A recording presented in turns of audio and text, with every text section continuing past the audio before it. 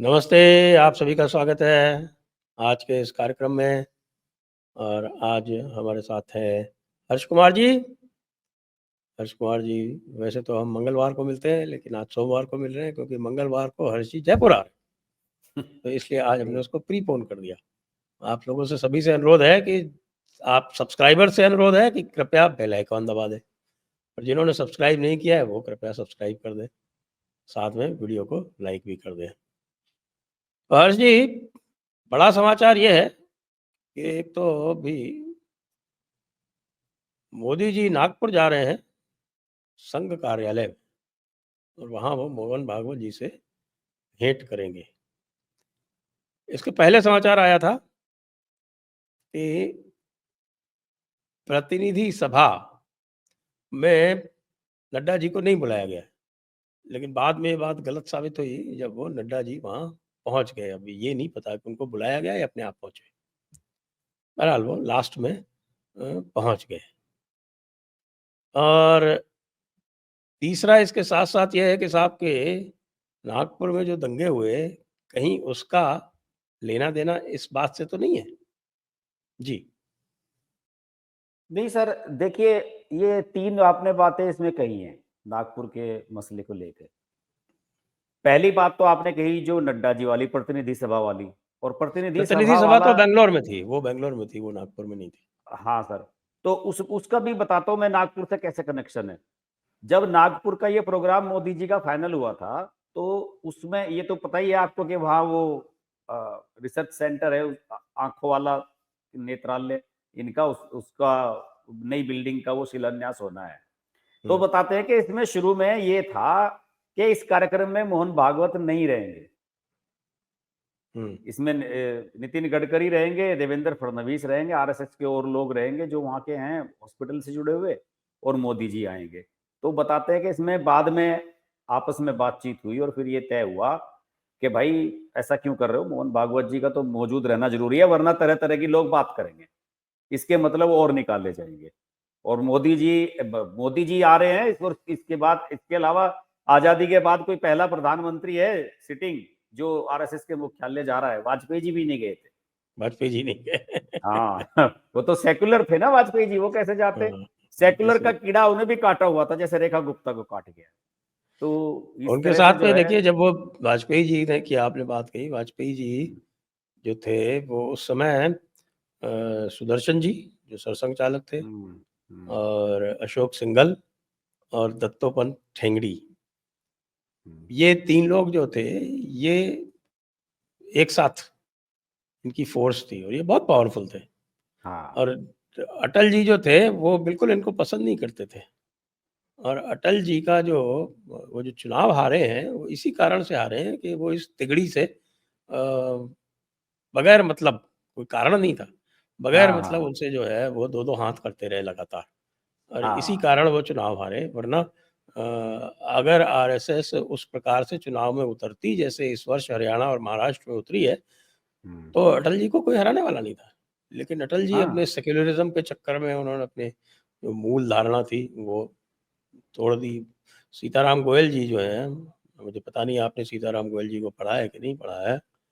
मंदिरों पे सीताराम किताब लिखी है उन्होंने। हाँ, सीताराम गोयल जी तो इनको कहते थे कि भाई ये तो नेहरू ही हैं। हाँ, ये नेहरू के ही अवतार हैं, कोई अंतर हाँ, नहीं है उसमें। हाँ, नहीं, बात सही भी है।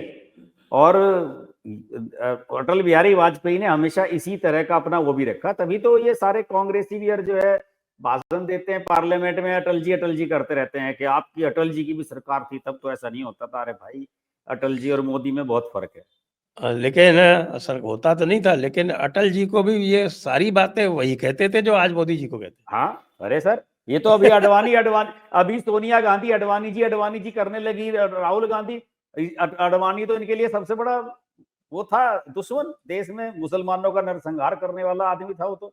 इस तरह के लोगों की ओपिनियन थी कि जहां से भी ये निकल जाता है वहां दंगा हो जाता है। अडवाणी के बारे में तो यहाँ तक कहते थे ये सब लोग। तो खैर, वक्त वक्त की बात है। तो बहरहाल नागपुर वाले कार्यक्रम के लिए ये जो जानकारी मिली है कि साहब मोहन भागवत पहले मौजूद नहीं रहने वाले थे, फिर ये तय किया गया कि भाई इसका गलत संदेश जाएगा और आपको यहाँ मौजूद रहना चाहिए, और फिर वो अब तय हुआ है।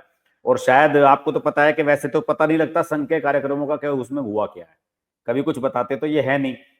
उसमें ये सुनने में भी आ रहा है कि हो सकता है कि इनकी एक क्लोज डोर मीटिंग होती है अक्सर, जब भी मोहन भागवत किसी से मिलते हैं तो वो बंद करके तल जो है कुंडी को बंद करके गेट की अंदर से तब ये मिलते हैं सब। और मुझे लगता है कि अगर नरेंद्र मोदी मिलेंगे तो 2-3 मसलों पे मुझे लग रहा है कि चीजें सोल्व होने वाली हैं इसमें। एक तो शायद बीजेपी अध्यक्ष का मामला समाधान होगा इसमें, जो अभी दिल्ली के गलियारों में जो चर्चाएं हैं, तो उसमें ये भी है कि मैंने भी अपनी वीडियो भी बनाया मैंने संडे स्पेशल इस बार, और उसमें भी मैंने ये बताया कि जो एक बड़ा जबरदस्त इस समय रूमर है दिल्ली में, वो ये है कि मनोहर लाल खट्टर का नाम बीजेपी अध्यक्ष के लिए चल रहा है। और ये नाम ऐसा नाम है कि जिसपे दोनों एग्री हैं, नरेंद्र मोदी को भी कोई ऐतराज नहीं होगा और संघ को भी ऐतराज नहीं होगा। बाकी मुझे पता नहीं कि इसमें कितनी सच्चाई है कितनी नहीं, लेकिन ये बड़ी जोर शोर से है, और कुछ अखबारों वगैरह ने तो ऑफ द रिकॉर्ड करके इस तरह से स्टोरीज भी छापी हैं दिल्ली में। तो ये बताया जा रहा है कि वो मनोहर लाल खट्टर के नाम पे संघ की ऑफिशियली मोहर लगवाना चाहते हैं मोदी जी, कि भाई मुख्यालय जाएंगे और उसके बाद जो है 1 या 2 अप्रैल में इसको डिक्लेयर कर दिया जाएगा। शायद 2 अप्रैल की डेट है, बताया जा रहा है कि उसमें बीजेपी का नया अध्यक्ष डिक्लेयर होगा। तो फिर मैसेज ये चला जाएगा संघ में कि भाई खट्टर साहब का नाम जो है वो संघ की तरफ से आया, और मोदी जी ने जो है उस पर अपनी सहमति दे दी। और लंबे समय से कोई ऐसा नाम नहीं आया है बीजेपी में जो संघ के उससे आया हो, नितिन गडकरी के अलावा मुझे नहीं दिखता कोई ऐसा अध्यक्ष बना हो जो नितिन गडकरी के अलावा जिसपे सीधा डायरेक्ट संघ के यहाँ से जिसका बैक रहा हो, जिसको वो मिला हो। तो ये वैसे मुझे ये भी बताया गया है कि मनोहर लाल खट्टर पे संघ के कुछ लोगों को ये आपत्ति है कि भाई मनोहर लाल खट्टर तो वही करेंगे जो मोदी कहेंगे। अब ये तो सर जेपी नड्डा ही कौन सा तीर मार रहे थे सर, जेपी नड्डा के उसमें भी तो अमित शाह और नरेंद्र मोदी ही कर रहे थे सर। ये तो हालांकि ये पक्की बात है कि आप कुछ भी बोले, मनोहर लाल खट्टर वो बात नहीं कहेंगे जो जेपी नड्डा ने कह दी थी। हाँ सर वो तो वो संघ का खांटी आदमी है, वो जमीन से उठ के गया हुआ है मनोहर लाल खट्टर। और सर एक बात और बताऊं मैं, पिछले दिनों बहुत बहुत बड़ा एक माहौल बना था जब मनोहर लाल खट्टर को सीएम पद से हटाया गया था। उस समय बहुत लोग कहते थे मनोहर लाल खट्टर ने हरियाणा में ये कर दिया, वो कर दिया, वो कर दिया, फलाना कर दिया। लेकिन आप मानिए सर, आप लोगों से पूछिए जो आम जनता है वहां पे, मनोहर लाल खट्टर ने एडमिनिस्ट्रेटिव बढ़िया काम करा, डेवलपमेंट का काम बहुत बढ़िया करा, और सरकार बहुत बढ़िया चलाई। वो तो मजबूरी थी कि वो दूसरी बार में दुष्यंत चौटाला का समर्थन लेना पड़ गया, वरना मनोहर लाल खट्टर हटने वाला नहीं था। और सरकार चोरी उसने चकारी बहुत नहीं बढ़िया होने दी चलाई। उन्होंने। हाँ, वो नहीं होने दी सर। ट्रांसफर पोस्टिंग और बहुत सारी सरकारी नौकरियों में धांधलेबाजी, पर्चियां चलती थी जो पहले, वो सब चीजें मनोहर लाल खट्टर के समय में रुकी हैं सर, ये मानना पड़ेगा। अब तो क्रेडिट दे दिया लोगों ने कि नायब सिंह सैनी ने कर लिया। सर नायब सिंह सैनी ने 6 महीने में क्या तीर मार लिया था कि नायब सिंह सैनी को आप क्रेडिट दे दें। तो ऐसा नहीं है। मनोहर लाल खट्टर बस एक यही मैसेज था कि भाई जो जाटों की नाराजगी थी कि भाई मनोहर लाल खट्टर को हटा दिया इन्होंने, तो बन की बात, उसमें सैनी का दांव चल गया, ओबीसी का बढ़िया रहा उसका हिसाब किताब। तो मनोहर लाल खट्टर को एट सच, जैसे आपने सही कहा कि आरएसएस को उस पर कोई ऐतराज नहीं होगा अगर मनोहर लाल खट्टर का नाम इसमें आता है तो ये है सर नागपुर की कहानी। तो अब देखते हैं क्या होता है 30 तारीख। और नागपुर की कहानी तो ये है, और बाकी ये कहानी दिल्ली में चल रही बड़ी जोर शोर से, उसके क्या बारे में सर, क्या विचार है? कौन सी सर? अरे नोट भी थे और जल भी गए, गांधी अरे जी को सर, जलाना इस था। पे इस पे तो सर हमें समझ में ही नहीं आया कि सर ये कहानी क्या है सर। नहीं, आप तो जानकार हैं, लॉ के भी बहुत पढ़े लिखे हैं, वकालत का भी आपका बैकग्राउंड है। तो मुझे ये बताइए, क्या सर मतलब जज के खिलाफ कोई एफआईआर वगैरह कोई होती नहीं क्या ऐसे, या कोई साहब मुकदमा नहीं इन्होंने दर्ज हो थोड़ा सकता? अपना सिस्टम जो है वो प्रोटेक्ट कर रखा है। सुप्रीम कोर्ट ने एक अच्छा, जजमेंट कर दिया था कि साहब कि सुप्रीम कोर्ट के किसी जज के खिलाफ चीफ जस्टिस ऑफ इंडिया के अनुमति के बिना एफआईआर नहीं होगी, और हाई कोर्ट जज के खिलाफ भी कोई हाई कोर्ट के चीफ जस्टिस की अनुमति के बिना एफआईआर नहीं होगी। तो ये लोग तो महामानव हैं। ये हमारी आपकी ऐसा तरह कोई कानून के दायरे से बंधे हुए थोड़े ही हैं। इनके लिए पता नहीं विशेष सर, कानून मतलब हद चलता है है। साहब। आज तो खबर ये छपी है, तो इस अखबार में थी आज, इंडियन एक्सप्रेस में या किस में, उसने छपा कि ये जो इंक्वायरी अभी शुरू की है ना इन हाउस, इन्होंने अंदर 3 लोगों की वो बनाई है जो कमेटी इसमें जांच वाली सुप्रीम कोर्ट हम्म, में, उसमें तो ये भी बताया गया कि उसने ये भी हिंट दिया है कि ये जल्दी खत्म होने वाली इंक्वायरी नहीं है। हाँ ये लिखा खबर था। छपी है, हैं? हम्म, कि ये maybe it will take long time, ये शायद ये लंबा समय लेगी, लंबे समय तक चलने वाली इंक्वायरी है ये। बताओ सर, कमाल है, बिल्कुल हद है। और ऐसा कौन आदमी है सर जिसके घर में से नोट मिलेंगे और इस तरह से ढेर लगा हुआ मिलेगा, और नोट वो भी जले हुए कि जल गए जो नोट उनमें से, तो कोई भी आदमी कह देगा कि भाई मैंने तो रखे नहीं, जब वो घर पे था ही नहीं। तो सर उसके उसके कहने से क्या हो जाता है? अब तो वहां तो सड़कों पे बिखरे हुए मिले, कल तो ये भी वीडियो आ रहा था कि जो घर के बाहर वहां उसके कबाड़ बिखरा पड़ा था, उसमें भी जले हुए नोट निकले हैं। और यहाँ पे दिल्ली में ये र्यूमर उड़ा दी गई कि फायर ब्रिगेड ने ये कह दिया है कि साहब जले हुए नोट नहीं थे। फायर ब्रिगेड का जो अधिकारी था उसने तो बाकायदा बयान जारी करा फिर कल कि सब नहीं, हमने ये कब कहा है कि नोट नहीं मिले, मिले हैं नोट वहां पे, लेकिन अमाउंट का क्लियर नहीं हो पा रहा। सर आपको आपके सूत्र क्या कह रहे हैं? अब जले हुए कोई नोटों 15 का करोड़, अमाउंट कैसे कैलकुलेट करोगे? हाँ ये तो है कि 15, कोई 15 लाख कह रहा है, कोई 15 करोड़, कोई 50 करोड़, पता नहीं क्या क्या कह रहा है। एक जज साहब थे, क्या नाम था उनका, रामास्वामी जी, जिनके खिलाफ इम्पीचमेंट हुआ था। आपको पता है उनके खिलाफ क्या चार्जेस थे? उनके खिलाफ चार्जेस ये थे कि उन्होंने सरकारी पैसे से अपने घर के चादरें और तकिए बदलवा लिए थे। बताओ सर, गरीब आदमी। उसके कारण उनको इम्पीचमेंट झेलना पड़ा। बताओ एक सर। और हाईकोर्ट के जज साहब थे, उनका इम्पीचमेंट की प्रोसीडिंग चली थी तो उन्होंने रिजाइन कर दिया था, सौमित्र सेन जी। उनके खिलाफ चार्जेस क्या थे? उनके खिलाफ चार्जेस ये थे कि जब वो एडवोकेट थे तो किसी मामले में उनको रिसीवर नियुक्त किया गया, तो उन्होंने जो कुछ अमाउंट था उस रिसीवरशिप का वो अपने अकाउंट में ट्रांसफर कर लिए। वो कुछ लाखों में था। अच्छा। तो साहब ऐसी बातों पर अगर इम्पीचमेंट हो चुके हैं, अच्छा हम्म, जब उन्होंने ये काम किया तब वो एडवोकेट थे, तब वो जज नहीं बने थे। अच्छा अच्छा, पुराना मामला था। पुराना मामला। हम्म, अब आप कह रहे हैं कि साहब की, कुछ लोग कह रहे हैं लाखों में थे, तो ये जो मैंने आपको हम्म, केस सुनाए उससे तो फिर भी गंभीर हुआ ना। हाँ बिल्कुल सर। अरे सर कल तो मैं देख रहा था ऑप इंडिया वालों ने तो स्टोरी दी है जस्टिस वर्मा पे पूरी, क्या क्या मामले हैं, कैप्टन अमरिंदर के दामाद का कोई मामला है, पता नहीं क्या क्या दुनिया भर के मामले खोल दिए उसमें। एफआईआर में नाम है इनका, पुराने मामले कई, पता नहीं 2005 के, पता नहीं कब कब के मामले खोल रखे, पूरी स्टोरी दे एक रखी है। शुगर मिल थी, संभावली शुगर मिल। हाँ इधर हापुड़ के पास संभावली है। शुगर मिल का, उसके लोन का बड़ा स्कैंडल है। हाँ। संभावली शुगर मिल में जो जज साहब हैं यशवंत वर्मा जी, वो उसमें डायरेक्टर थे। हाँ हाँ, यही तो यही यही स्टोरी थी इसमें। इसलिए जब एफआईआर हुई तो उसमें सारे डायरेक्टर्स आए, तो उसमें यशवंत वर्मा जी हम्म, भी आ गए। उनके हम्म, खिलाफ एफआईआर भी हुई, और वो एफआईआर उनके खिलाफ रोक दी गई ये कह के कि साहब ये तो जज जज हैं, इनके खिलाफ नहीं चल सकती। तो जज फिर हैं तो डायरेक्टर कैसे हैं फिर? ईडी ने और सीबीआई ने, दोनों ने, दूसरे साहब ये कहा जा रहा है कि ये चंद्रचूड़ के बहुत नज़दीक थे, ये जज हम्म, भी इनको चंद्रचूड़ ने बनवाया।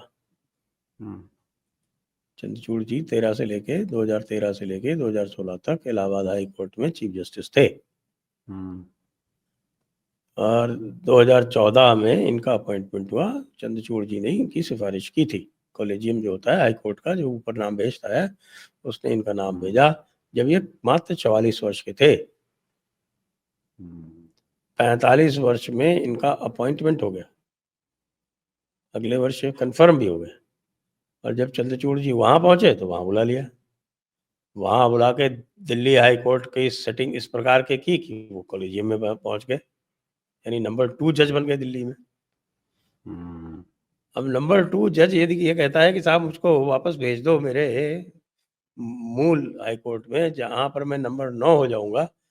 तब लोग पूछते हैं कि भाई ये क्या है, इन्होंने तो गड़बड़ कर कमाल है दी ना सब। पहले आप पहले आप चलाया। हाँ, भाई पहले कहा कि साहब कि इसका उससे कोई लेना देना नहीं है इस ट्रांसफर का। अब लोग यही पूछ रहे हैं ना कि फिर ऐसा नहीं है तो ये 2 नंबर वाला 9 नंबर पे क्यों जा रहा है? ऐसा क्या हो गया? और वहां वहां बार एसोसिएशन वाले हल्ला मचा रहे हैं कि ये कोई कूड़ा घर है क्या, यहाँ पे किसी को भेज दो। वहां के बार एसोसिएशन वालों ने बयान जारी करे, इस पे हंगामा करा खूब वहां इलाहाबाद में। तो अजीबो गरीब है सर। अच्छा, आपको ध्यान होगा, मैंने तो जब इस मुद्दे पे वीडियो बनाया सबसे और पहले सुनिए मैंने ही बनाया जी। लेटेस्ट अखिलेश यादव जी का बयान आ गया है। वो कह रहे हैं कि साहब कि हो सकता है जज साहब ने किसी से उधार लिया हुआ पैसा रखा हो, तो इसमें क्या बुराई है? बिल्कुल सही बात है। अब ये जज साहब जो थे ये सपा सरकार ने ही इनको स्टैंडिंग काउंसिल बनाया था। तो आप देख लीजिए। सर इस तरह एक तो अखिलेश है, बाबू इनका डिफेंस इस कर रहे तरह हैं। के बयानों से और इस तरह के डेवलपमेंट से सर क्रोनोलॉजी तो बन जाती है कि देखिए तार कहां से कहां तक कैसे कैसे जुड़े हुए हैं, ये तो हम देख सकते हैं। बिल्कुल स्पष्ट हो जाता है कौन कहां खड़ा हुआ है, कौन किसके हित में है, कौन किसके खिलाफ है और किसकी क्या सोच है। ये तो है सर। ये आपको याद होगा सर, जब किरण रिजिजू लॉ मिनिस्टर थे, किरण रिजिजू ने एक बात कह दी थी और इसी वजह से उनकी कुर्सी गई थी लॉ मिनिस्ट्री की। उन्होंने एक कोई कोई कॉन्स्टिट्यूशन क्लब में या कहीं कोई कार्यक्रम हो रहा था, किरण रिजिजू ने ये कह दिया वहां पे, कुछ वहां अरे पे सर जजेस भी लोग। इसका भी किस्सा सुना दूं आपको? हाँ, मैं सर वो बात इससे तो पूरी मेरे कर लो पास फिर बहुत आप किस्सा सुनाइए वो। हम्म, उसमें उन्होंने ये कह दिया था कि भाई आप जुडिशरी वालों की जवाबदेही तो है नहीं किसी के प्रति, हमें जनप्रतिनिधि हर 5 साल बाद वोट मांगने पड़ते हैं, तो हमारी जवाबदेही है, इसलिए हम हर चीज को लेकर इतना सीरियस रहते हैं। इसी बात पे गई थी कि लॉ मिनिस्टर पद से हटा दिया था मोदी ने उनको। अब आप सुनाइए क्या किस्सा बता रहे थे आप किरण रिजिजू का। भाई किरण रिजिजू जो है ये उन्होंने पहली बार थोड़ी कहा था, वो तो लगातार कह रहे थे। हाँ वो इसलिए लगातार कह कह रहे रहे थे थे, कि उनको उनको कहने के लिए कहा गया था। कहा गया था, भेजा गया था, इसलिए जो रविशंकर वो प्रसाद नहीं कर लगातार पा कह रहे रहे थे। थे। उसके बाद फिर वो जो सीबीआई डायरेक्टर के अपॉइंटमेंट वाली जो मीटिंग थी उसमें चीफ जस्टिस साहब प्राइम मिनिस्टर के घर पे गए, वहां बातचीत हुई। अगले दिन किरण रिजिजू हट गए। हाँ और सर मेरा मानना था कि किरण रिजिजू को हटाने के बाद जिस जिस व्यक्ति को उस पद में बैठाया गया, सब चौंक गए यार कि बताओ इनको कैसे बनाया भाई। कहाँ रविशंकर प्रसाद सुप्रीम कोर्ट के वकील और कहाँ ये, और एकदम से फिर ऐसा कि जैसे एक वो होता है ना सब्स्टिट्यूट, कि ठीक है जब तक ये चलेगा चला लेंगे, जब तक जो मर्जी होगा इनको हटा लेंगे, इस तरह का बना दिया उस पोस्ट को फिर। वो देखिए ऐसे मामले में ब्यूरोक्रेट ही ठीक रहता है। वो फॉर्मर हाँ। ब्यूरोक्रेट है ना। हम्म। हमारे वो वो अपना। प्रेजेंट लॉ मिनिस्टर जो है वो हाँ, आईएएस अफसर रहे हुए हैं, तो उनको पता है बैलेंस कैसे बनाया जाता है। ब्यूरोक्रेसी बैलेंस को और कैसे कुछ बनना पता है हो या ना उन्हें। पता हो, ब्यूरोक्रेसी को हाँ 2 चीजें पक्की पता होती हैं कि भाई देखो प्रोसीजर पक्का रखना है, हाँ, रिजल्ट की कागज चिंता नहीं पक्के करनी, होने चाहिए। और हाँ, प्रोसीजर कागज पक्का पक्के होना रखो। चाहिए, हाँ। बिल्कुल, और बैलेंस बने रहना चाहिए। बैलेंस बनाना चाहिए, ना ये नाराज हो ना ब्यूरोक्रेसी का वो यही नाराज काम। है। हम्म, हाँ, तो सच अंत में बोलने का यही काम नहीं रास्ता है गए। ब्यूरोक्रेसी का। ब्यूरोक्रेसी का हाँ, काम है बैलेंस बना के रखने। बिल्कुल बिल्कुल, इसीलिए सच सही कह बोलने रहे हो वाले तो आप, फिर ये वो आपने सही कहा। हमारे जैसे जो हैं वो तो फेल हो जाते हैं, फिर मामला नहीं बनता। हाँ, और किरण रिजिजू था हार्डकोर पॉलिटिशियन था भाई, अपने दम पे 3-4 बार से चुनाव जीत के नहीं आ तो रहा है। उसको तो बेचारे को कहा गया था, वो तो आदेश के पालना कर रहा था। हाँ, और उसे तो ये भी कहा गया था कि भाई जो रविशंकर प्रसाद नहीं कर पा रहे, भाई हाँ। ये सारे पुराने कानून खत्म करने थे, कॉलेजियम सिस्टम खत्म, एनजेएससी को लगाओ, कुछ ना कुछ करो कि जिससे सुप्रीम कोर्ट पे और इन सब पे जो इनकी ये बेलगाम है, इन पे कुछ लगाम लगे। तो वो तो अपनी तरीके से सही काम कर रहा था। अब अचानक ही जो उसकी पैरों के नीचे से कारपेट खींच ली इन्होंने बेचारे के। उसे ऐसे मंत्रालय में भेज दिया, अर्थ मंत्रालय में, कि जाओ अपना वो तो ग्लोब और वो ये आकाश वो मंडल है वो देखते रहो क्या क्या चल रही है। नहीं तो हटाना ठीक है, लेकिन हटा के उसको और अच्छी पोजीशन देनी चाहिए थी।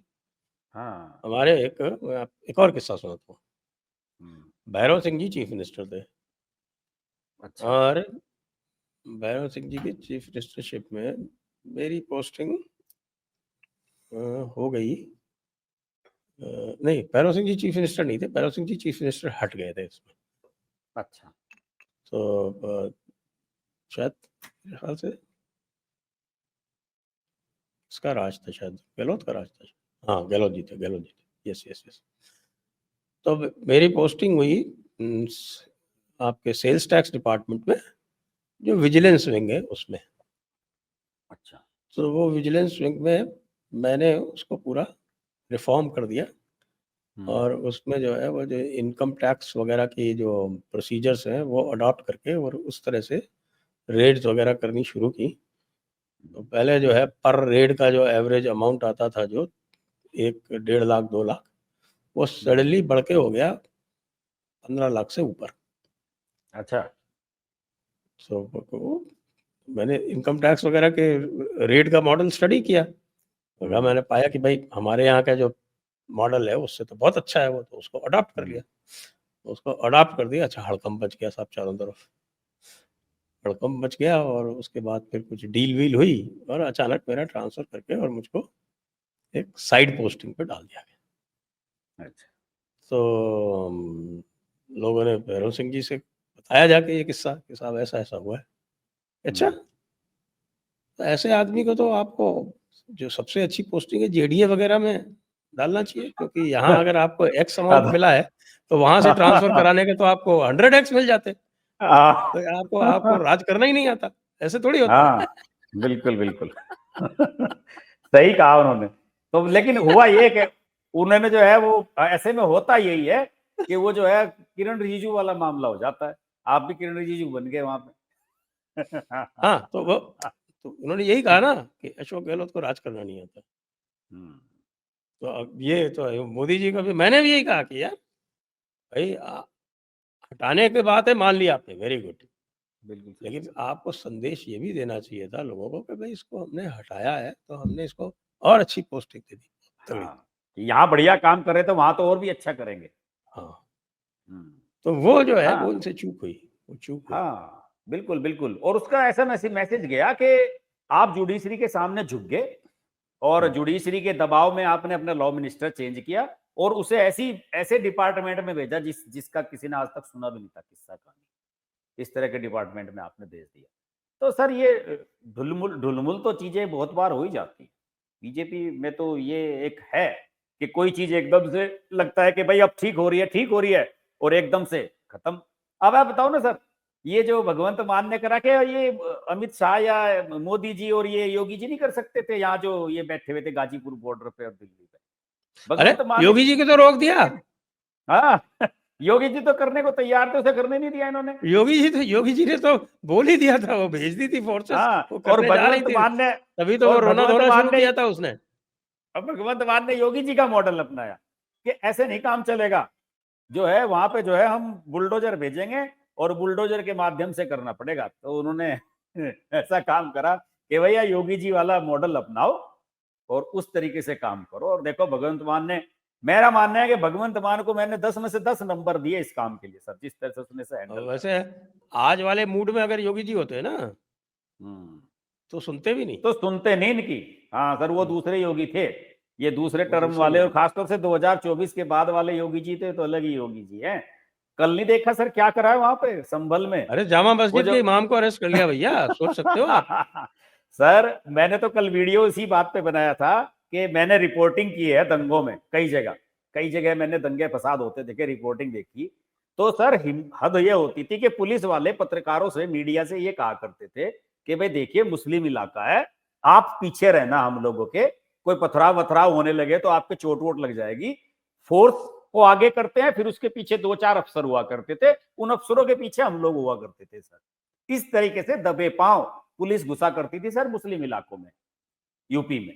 और आज कल क्या हुआ वहां पे संभल में, वहां गए, उसे सुबह 11 बजे बुलाया वहां पे कोतवाली में पूछताछ के लिए, और फिर उसके बाद कहा इसे अरेस्ट करो 4 घंटे के बाद पूछताछ के बाद। और जब उसे मेडिकल के लिए ले जा रहे थे तो उसके पीछे भागे 2-4 लौंडे, जफर जफर अली जिंदाबाद करते हुए, उनके लगाए 4-4 लठ पीछे से पकड़ के कि अगर कोई भी जीप की गाड़ी की पुलिस की जीप के पीछे भागा सबके लठ बजेगा। अनुज चौधरी को लगा दिया वहां पे।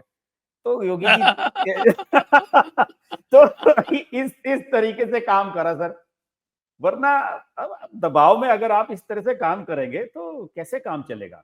आज भगवंत मान लिटरली बता रहा हूं, कल ही मेरे चाचा जी आए थे, चंडीगढ़ में रहते, वो बता रहे थे कि ट्रेडर्स का इतना भयंकर दबाव था भगवंत मान के ऊपर कि फ्रेट इतना महंगा पड़ रहा था, जो है उसे डी रूट करके वो इधर से उधर निकलना पड़ रहा था गाड़ियों को। रोज जाते थे व्यापारी मिलने के लिए भगवंत मान से कि जी क्या करवा रहे हो, इन्हें हटाते क्यों नहीं यहाँ से। 200-250 लोगों के ऊपर आपने पूरा पंजाब को बर्बाद करके रख रखा।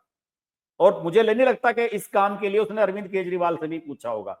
भगवंत मान ने एक तो इनसे बात करने से मना कर दिया कि जाओ भागो, बीच में उठ के चला गया भगवंत मान कि जाओ, तुम्हें बात नहीं करनी है तो जाओ, तुम अपनी पैरेलल गवर्नमेंट चला रहे हो।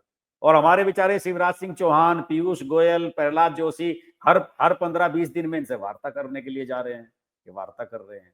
तो सर मैंने तो वीडियो यही बनाया था कि ये लातों की भूत है, बातों से नहीं मानते, मनवा दिया कब उसने। से कह रहे हैं हम, और वही वाली बात हुई, वो 2-4 थानों की फोर्स गई और कोई बड़ा अफसर नहीं था उसमें, कुछ नहीं। उन्होंने स्ट्रेटेजी बढ़िया बनाई सर, उन्होंने तो चंडीगढ़ वहां मोहाली से निकलते ही पकड़ लिया नेता लोग तो जो आ रहे थे। क्योंकि वे यहाँ पे रहते तो ये फिर यहाँ हंगामा होता, वो तोड़ फोड़ होती और वो जो है खून खराबा होता। उन्हें वहां पे पकड़ लिया और इनसे कह दिया अनाउंसमेंट करके कि आधे घंटे के अंदर सारी साइट खाली कर रहे हैं, आप चले जाओ यहाँ से छोड़ के।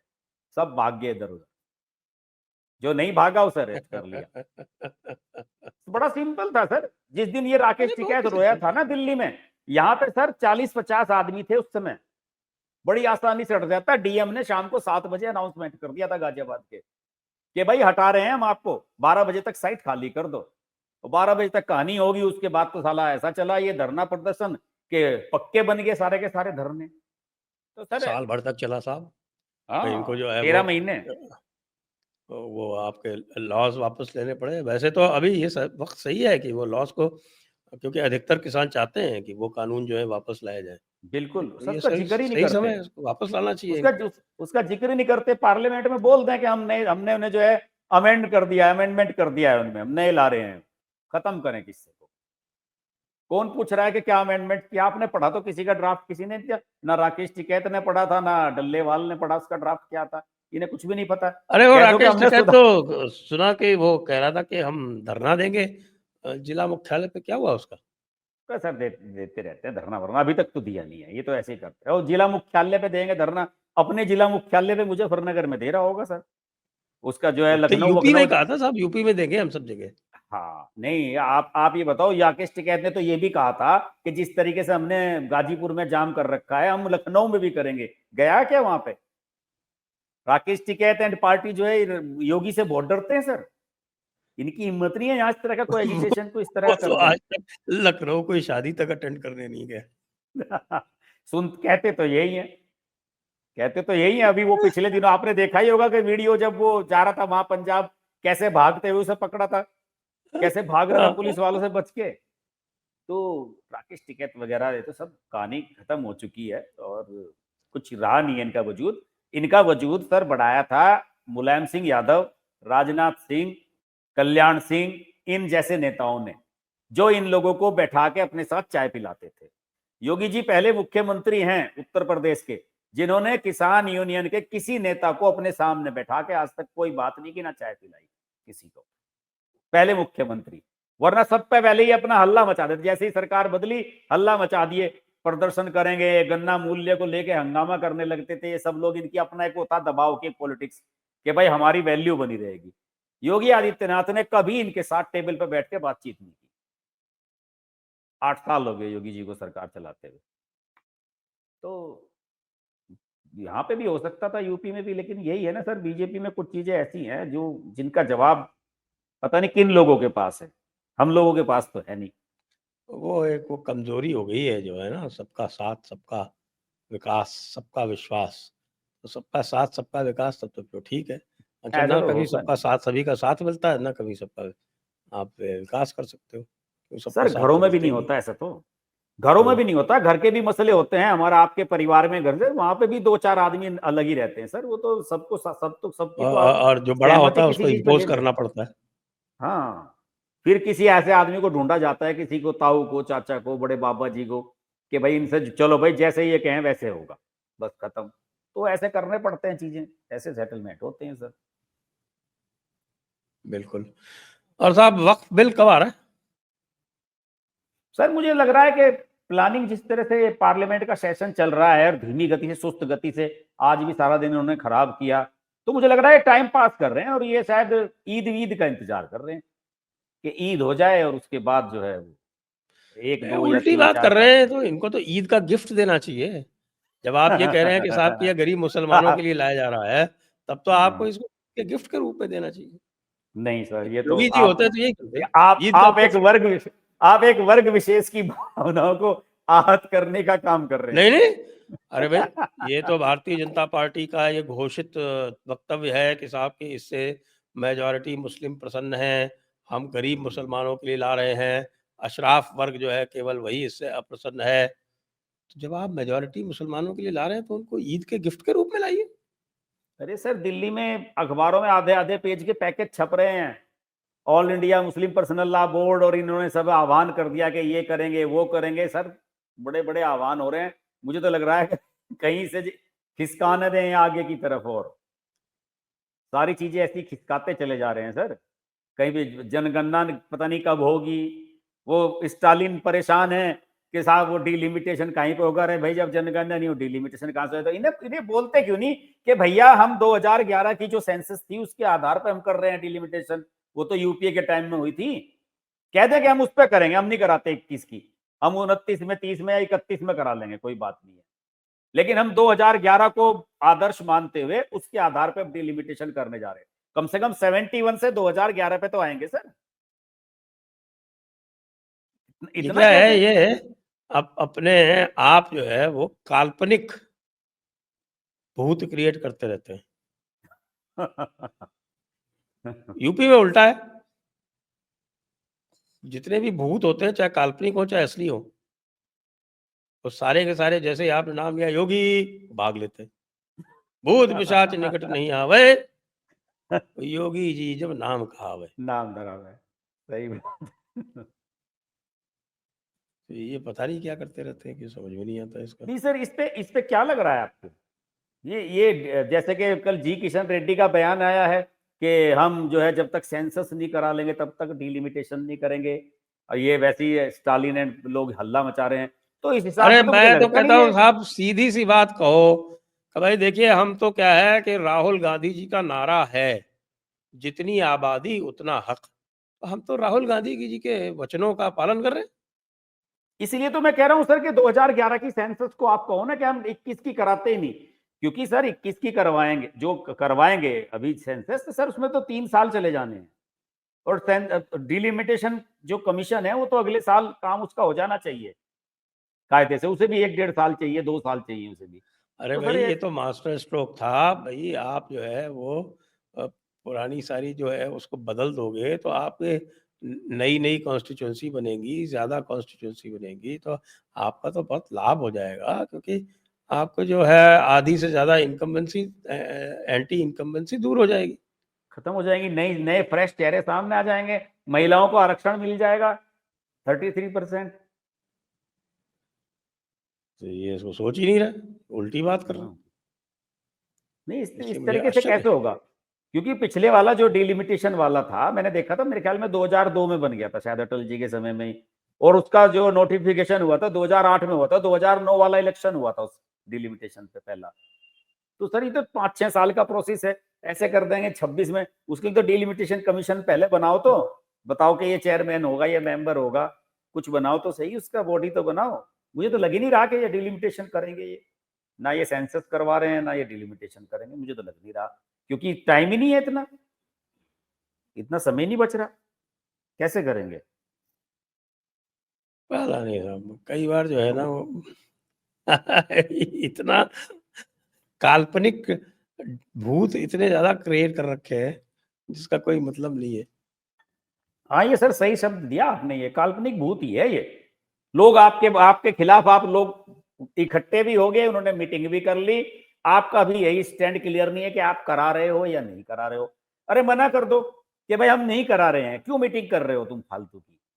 वो तो अपना तमिलनाडु का चुनाव है, वो तो वहां उसको उसको लेके चल रहा है, उसका तो साल भर उल्टी गिनती चल रही है अब उसकी, तो उसका तो चुनाव सिर पे आ रहा है, तो वो तो उसे लेके वहां हल्ला मचा रहा है। 2-4 ये साउथ के स्टेट भी उसके साथ मिल गए, केरल में भी चुनाव आ रहा है, तो इन्हें तो एजेंडा चाहिए बीजेपी को के खिलाफ जाने का। दिखाने का कि भाई हम बीजेपी के खिलाफ लड़ रहे हैं, बीजेपी के खिलाफ लड़ते हुए दिखेंगे तो मुसलमान वोट दे देंगे। तो ये समझ में नहीं आ रहा क्या कर रहे हैं।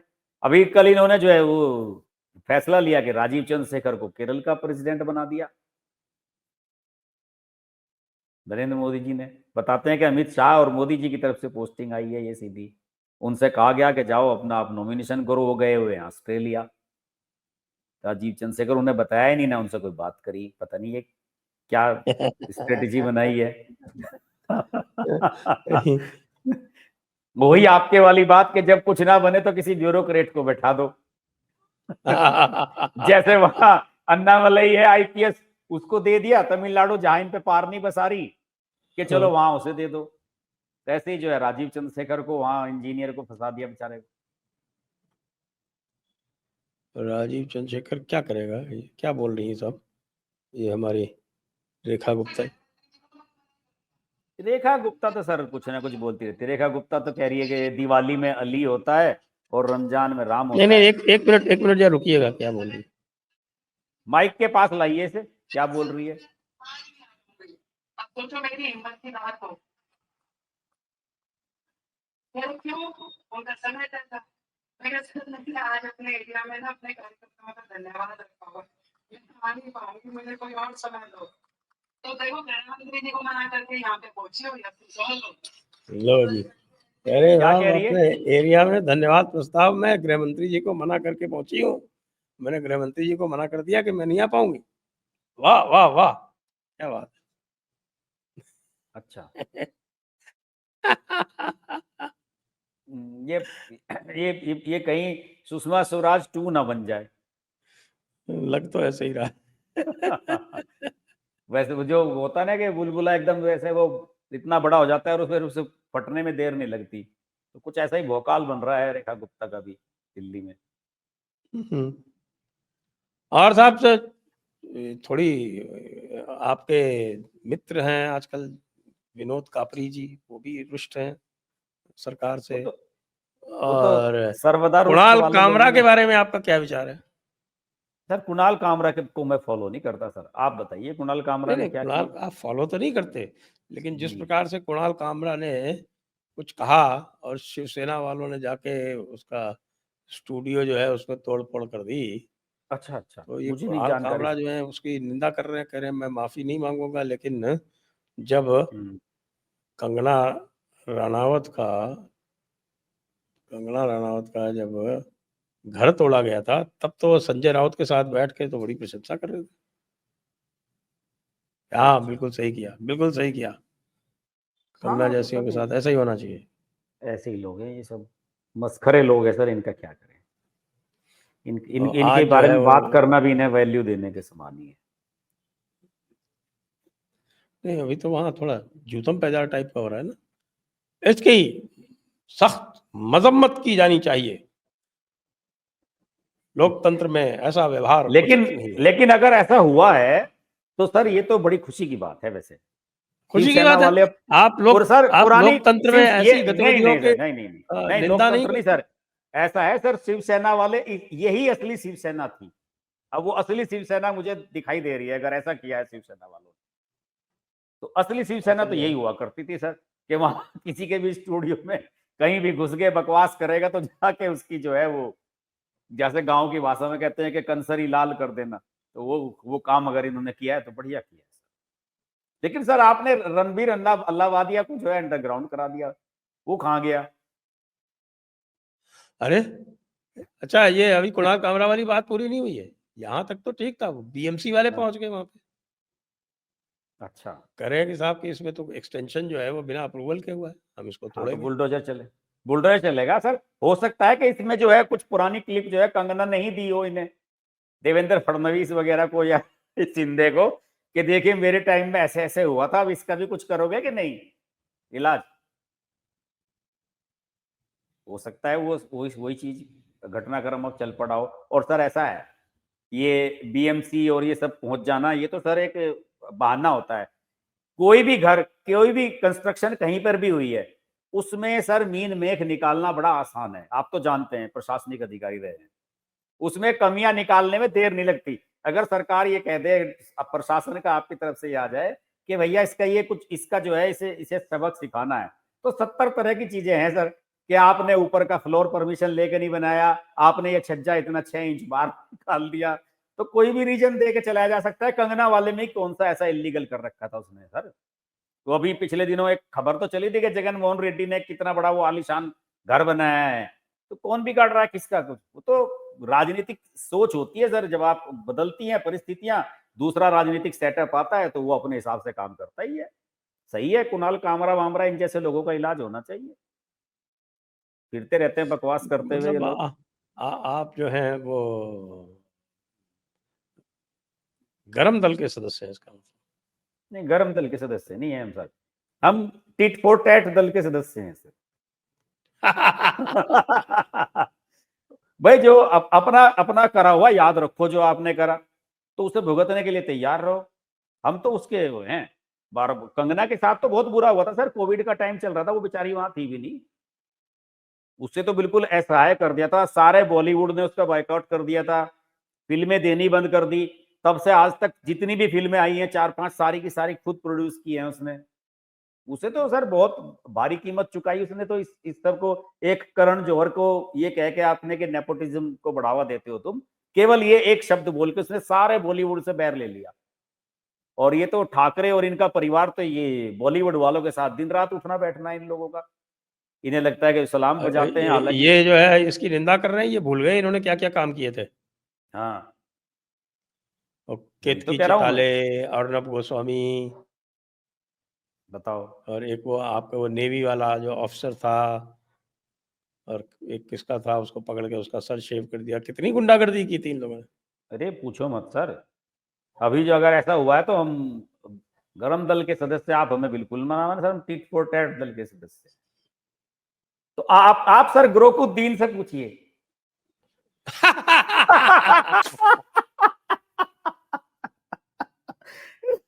ग्रोकुद्दीन से पूछिए कि कुणाल कामरा के साथ सही हुआ ग्रोकुद्दीन या गलत हुआ। देखिए आपका ग्रोकुद्दीन क्या कहता है सर। ग्रोकुद्दीन तो बर्बाद हो गया। ग्रोकुद्दीन हंसी का पात्र बन गया सर, हंसी का पात्र और बन कुछ गया। नहीं। हाँ, उससे लोग जो है केवल मजे ले रहे हैं, वो कुछ भी लिख दे रहे हैं।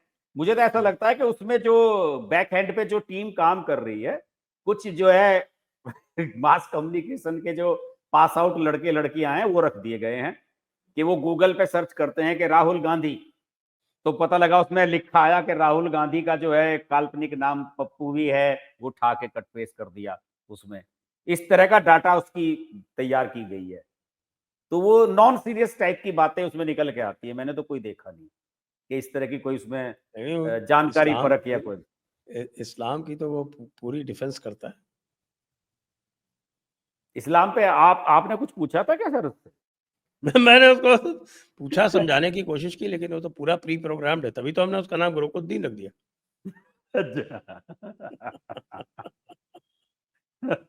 हाँ, उसमें तो जो डाटा फीड होगा उसी के आधार पे तो चलेगा सर। जैसा उसमें डाटा डाला गया है उसी को बताएगा वो तो। ये है कहानी। यही है, चलता है। हम्म। तो आइए फिर आज की चर्चा को अब यहीं पर विराम देते हैं। सभी दर्शकों को बहुत बहुत धन्यवाद। हरीश जी को बहुत बहुत धन्यवाद। जय हिंद, जय भारत, वंदे मातरम। नमस्कार।